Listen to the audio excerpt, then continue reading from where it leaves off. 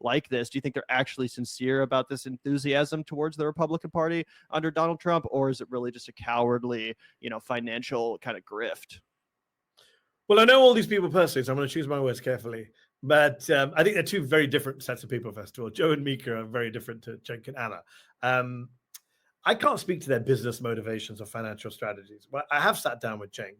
Cenk knows I don't agree with him on this. I think he's a little naive on this front, definitely on the kind of anti-establishment left. Look, Mehdi Hassan goes on to the Vanguard to basically give his opinion on Ana and Cenk's shift to the right. I thought I'd share this clip with y'all specifically because he has a very interesting perspective, as he's pretty close, I'd say, I guess, with Cenk and Ana, so he has an even more personal perspective that he's going to be sharing in this specific clip. So let's go ahead and check it out and of course give you guys our unfiltered take. There's always been an anti-establishment right and an anti-establishment left. The problem is I don't believe MAGA is that. MAGA is a cult movement, right? It's not about principles. Anyone who thinks, Cenk thinks that it's about policy, right? He's willing to say, look, they're anti-war and they're anti-this and they're anti-that. That's not true. I don't agree with that, right? Respectfully, I don't agree with that. And I asked him on Twitter recently when he did the sit down with Charlie Kirk, which obviously I wouldn't have done. I think Charlie Kirk is a deeply disturbing figure. When he did the sit down with Kirk, he said, hey, look, everyone cheered when I condemned Dick Cheney. Yeah. Isn't that great? And my question to Cenk is, do you think that crowd would have applauded and cheered you attacking Dick Cheney if Dick Cheney had endorsed Donald Trump? And he says, yes. My answer is no way, right? Mehdi makes a great point here. The MAGA crowd isn't booing Cheney because of his policies. They're booing him because he's not loyal to Trump. If Cheney flipped tomorrow and pledged allegiance to Trump, you'd see MAGA supporters rewriting history to praise him. And Cenk obviously failed to see that, which is what Mehdi's calling out. If you're applauding the same people who would turn on you in a heartbeat, you're not really building a coalition, you're walking into an ambush. The reason MAGA doesn't like Dick Cheney and Liz Cheney is because they're anti-Trump, not because they invaded Iraq. They'd have been fine with that. They were fine with John Bolton being the national security advisor. Pete Hegseth supported the Iraq war. Marco Rubio is the most hawkish senator in the United States, with the exception of perhaps Lindsey Graham, right? So they have no problem with neocon. Who Trump has dinner with regularly. Exactly. Lindsey Graham, Tom Cotton, Marco Rubio. These are all MAGA's fine with all these people because they bend the knee to Trump. Dick Cheney and Liz Cheney and George W. Bush, if you saw him in the church today ignoring Trump, they, for whatever reason, good or bad, don't like Trump. Now, we can argue to the end of days, is Liz Cheney's opposition to Trump principled or not principled? I really don't care. The point is they did have very consistent, very genuine, very real opposition to Trump.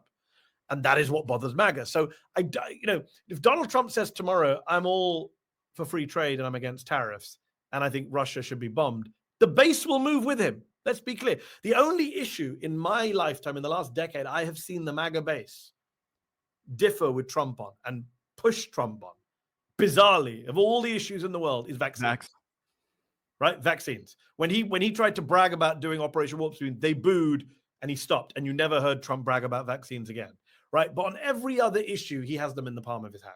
If he switches his policy position tomorrow, they will go with him. If he switches tomorrow to being a traditional Republican, saying Vladimir Putin's a threat to America, we need to take a build-up defense, they will follow him. I assure you. Maybe there'll be a few here and there, a Tucker Carlson, whatever, who dissents, but the base as a whole follows. It's a cult. So this is the problem with the Cenk theory that you can ally with them. Well, first of all, you have to ignore all their racism. That's a problem. So, when Cenk sits down with Charlie Kirk, my issue with that is Charlie Kirk wants to have me deported from the US. He said so. He said I should be deported. So how am I supposed to have a policy debate with that person? I mean, that's pretty fair. How are you supposed to sit across from someone like Charlie Kirk, someone who openly promotes policies that would strip you of your rights, and act like you're having a good faith debate? I mean, there's definitely a difference between being open-minded and being dormant, and obviously Mehdi knows the difference. Right? You have to ignore the vast racism and bigotry on that side of the aisle, which I refuse to ignore.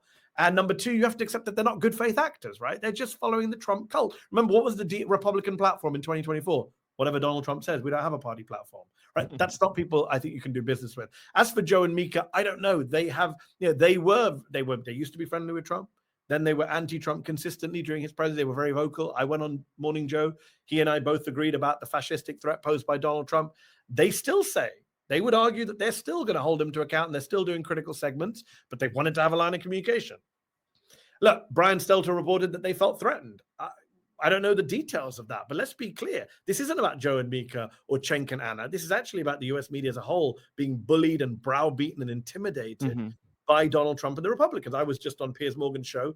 Mehdi's point here is one that too many people ignore. The media isn't just complicit, it's being actively intimidated. Trump's lawsuits against news outlets and pollsters aren't just legal maneuvers, they're scare tactics designed to suppress dissent. And the billionaires who control these media outlets, they're more interested in protecting their bottom lines than defending press freedom. Mehdi's frustration here is valid. When the richest and most powerful people in the media are bending that knee, what hope is there for the rest of us? I'm not sure there is.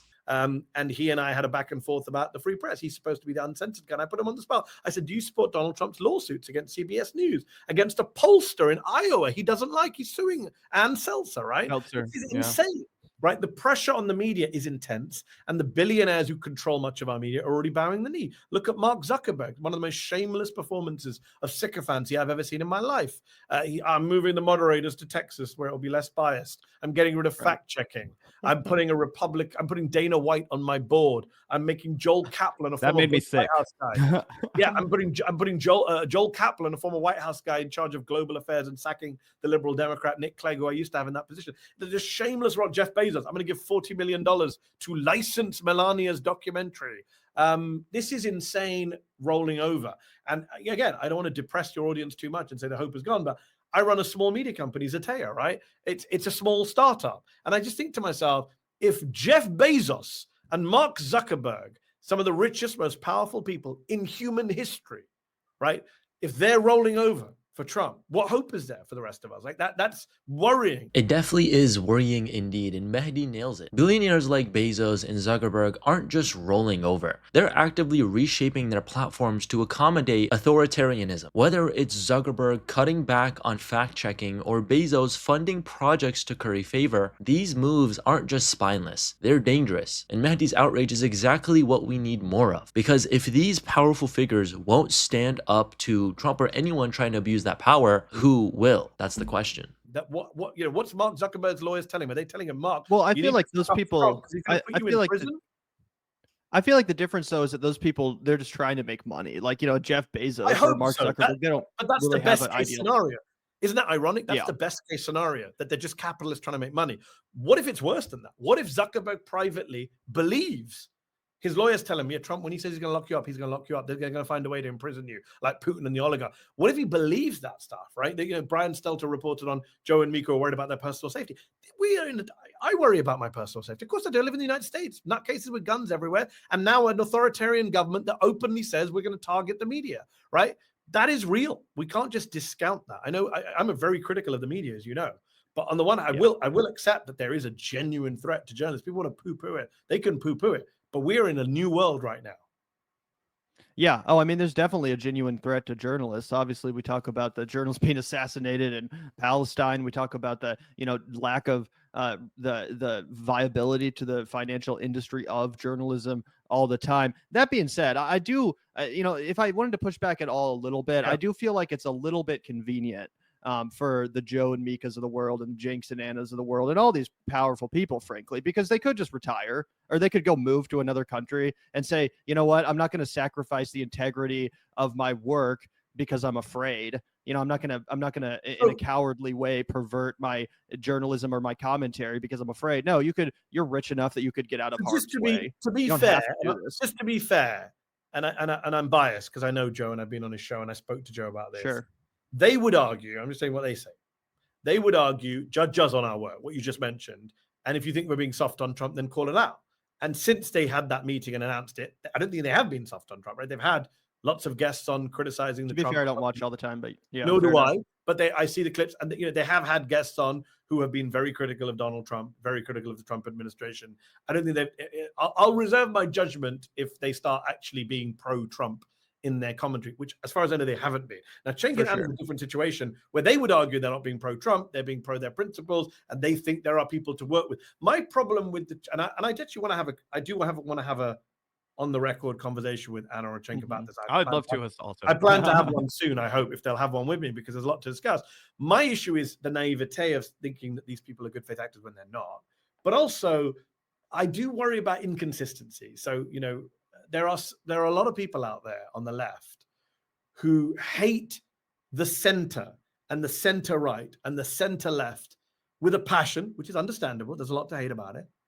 but don't apply that same hatred or skepticism to the far right and the MAGA right. Consistency definitely matters, and Mehdi is very right to call it out. How can you claim to be anti-establishment but only criticize the center-left while giving the far right a free pass? If you're going to sit down with people like Charlie Kirk, you need to bring the same level of scrutiny you'd bring to someone like Joe Biden. Mehdi's critique isn't just about Cenk and Ana. It's about holding everyone to the same standard no matter which side of the aisle they're on. I mean, consistency is the key to credibility. If you're going to criticize the establishment, you can't pick and choose based on convenience. If you're not willing to stand by your principles, then what's the point of having them to begin with? I'd love to hear your guys' thoughts in the comments below, the answer to that question especially. I think these next few months are going to look pretty crazy in terms of just this entire political environment and with everyone in a frenzy. But of course, we will be here to review, help, and share our unfiltered take as always. Be sure to give us a like and subscribe if that sounds good to you, and we'll see you guys in the next one.